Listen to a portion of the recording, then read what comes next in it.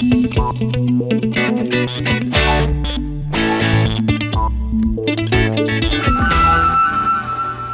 salamat. At matatapos na rin ang research work mong yan sa buhay ni Gobernador. Napakalak pa ng kikitaan mo. At libre pa tayo ng bakasyunan. You know, interesting din dito. Kaya lang parang gusto ko nang makabalik sa Diliman.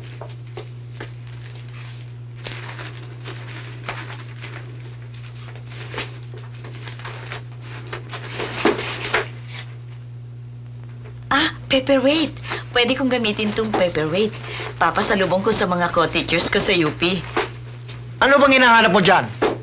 Meron ba kayo nakita mga news items sa mga lumang clippings? Tungkol sa pagkasunog ng mansyon ng gobernador? Bakit, anak? Para malaman ang katotohanan. Anong katotohanan? Kasi lalo lumalabo ngayon kung sino talaga ina ni Tita. Dahil nagkaroon pala ng pangalawang sanggol sa mansyon noon. Di nga lang malaman kung kay Hilda yon o kay Mirasol. Di lang matiyak kung nagkaanak nga si Mirasol. Ang gulo, no? Ha? Kay Dad, wala ba kayo nalalaman kung ano talaga nangyari? Kung sino yung pangalawang sanggol at kung saan siya napunta? How come si Tita lang ang kiklin Jin! na? Huwag mo nang guluhin ang daddy mo. Wala kaming pakialam sa iskandalong yan. Di ba di tayo nakatira nung araw? Di ba kayong sekretary ng gobernador nung araw, Dad?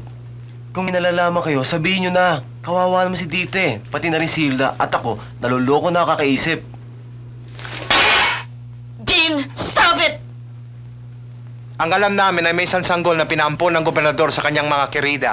At kung merong isa pang sanggol, tiyak Hilo! na namatay yun nung nasunog ang mansyon. Bakit na-upset kayo, ma'am? Nagtatanong lang naman ako eh. Mukhang nahuhulog na ata ang loob mo sa kanya. Pati na sarili mo, nasa sangkot sa mga iskandalo na kinakalimutan ang lahat. Jin, layuan mo siya. Layuan mo siya. Ma'am, kaibigan ko si Tita. Gusto ko siya matulungan. Makakasama sa'yo makitungo sa kanya. Hindi mo kilala kanyang pagkatao. Anak siya sa labas. Laki ng mga prostitute. Malalaso ang buhay mo. Please, ma'am. Dad, mahal ko kayo eh. Pero mahal ko rin siya. Ayoko naman kayong sa pinipintas sa kanya. Huwag niyo sana akong pilitin na mamili sa inyong dalawa.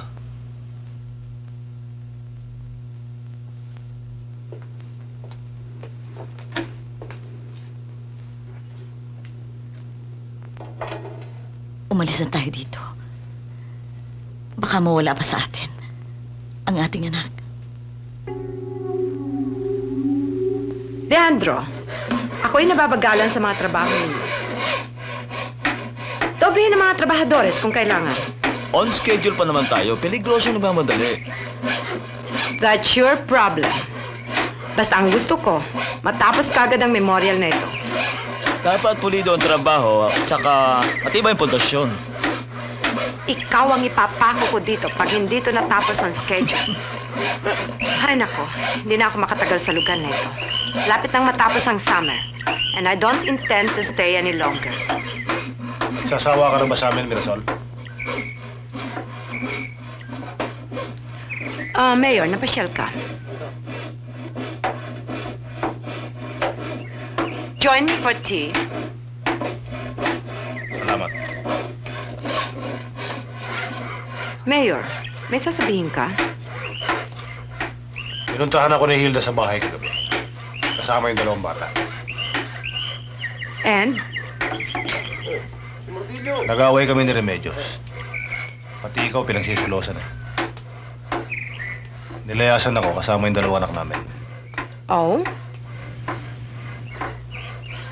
Maghihiwalay na kami. Oh? Wala ka na bang masabi kundi, oo? Oo. What else can I say? Matatanda na tayo para mag-iyakan pa. At hindi naman ako father confessor mo para magpayo sa'yo. Ngayon, kung broken-hearted ka naman, sorry. Wala akong dalang band-aid.